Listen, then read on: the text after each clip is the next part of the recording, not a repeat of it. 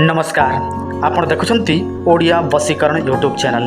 आज आम यह वीडियो माध्यम जानिबा दुनियार सबुठारु शक्तिशाली बसीकरण विषय रे। जो बसीकरण आपण माने निज घरे रहिकी करि पारिबे। धरि नियंतु आपण कोनोसी झियो को पुओ को पुरुष को स्त्री को जहाकू मध्य प्रेम करती किंतु सी आपण को प्रेम करे नाही, ताहले आपण माने एही बसीकरण प्रयोग करिकी तांकु बाध्य करि पारिबे प्रेम करिवा पई। किंतु आपण माने जदि काहाकू कहिकी बाध्य करेबे से केबे हेले मध्य आपण को प्रेम करिवा पई बाध्य हबो नाही। जदि आपण माने तंत्र मंत्र जंत्र प्रयोग करती ताहले से अनिच्छा सत्य मध्य आपण को प्रेम करिवा पई बाध्य हबो। काहेकि ना आपण माने ता उपरे तंत्र मंत्र जंत्र प्रयोग करुछंती आ तंत्र मंत्र जंत्र असंभव कार्य को मध्य संभव करिथाए। आज आम एही वीडियो माध्यम रे गोटे शक्तिशाली आ चमत्कारी बसीकरण विषय जानिबा जो बसीकरण समस्ते करि पारिबे। तथापि आपण माने अनेक प्रकार उपाय करि सारलेनी किंतु कोनोसी सुफल मिलु नाही, किंबा अन्य कोनोसी जगारु आपण माने अनेक प्रकार जिनिस आनिके व्यवहार करि सारलेनी तथापि कोनोसी सुफल मिलु नाही। चिंता करिवार कोनोसी आवश्यक नाही। आपनक मोबाइल स्क्रीन रे जो नंबर टी शो होउछि एही नंबर रे आपण माने जोगाजोग करंतु।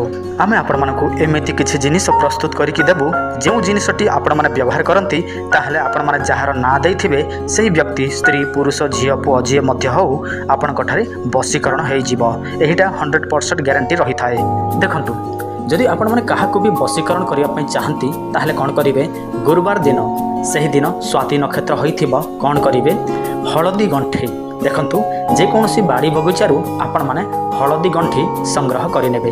किंतु आपण माने सेमिति संग्रह करिवे ताहले कोनोसी फायदा हबो नाही। आपण मानकु विधि विधान सहित एही हळदी को संग्रह करिवाकू पड़िबो। जदि विधि विधान जानि नाहंती ताहले दया करी आपण माने आमर पुराना वीडियो देखि नियंतु। समस्त विधि विधान आपण मानकु कहि दिया जाइछि। जेतेबेले आपण माने एही हळदी गंठी को आनिबे निज घर को तो आनिबे, तापर सेठी कोन करिवे पूजा स्थान रे रखिबे एवं ताकू गंगा जल कंचा क्षीर रे धोई देबे। तापर आपण माने गोटे मंत्र 108 संख्या रे प्रयोग करिले आपणकर एही हळदी गंठी को बसीकरण शक्ति प्रवेश करिबा। ओम ब्रुं बृहस्पते नमः, ओम ब्रुं बृहस्पते नमः। एही मंत्रटी को आपण माने 108 संख्या रे हळदी उपरे प्रयोग करिवे, ताहले हळदी को बसीकरण शक्ति आसी जिवो एवं जो व्यक्तिर ना रे जो व्यक्ति को आपण माने कामना करिकी यह प्रयोग करूछंती उक्त व्यक्ति जनक आपणक ठारे बसीकरण हबो। किंतु केमिति बसीकरण हबो, कोन कले बसीकरण हबो, देखंतु आपण माने सही हळदी को जे कोनोसी भाबरे आपण माने धारण करिबाकू पड़िबो। होय तो आपण माने हाथ रे धारण करंतु, होय तो आपण माने बेकरे धारण करंतु।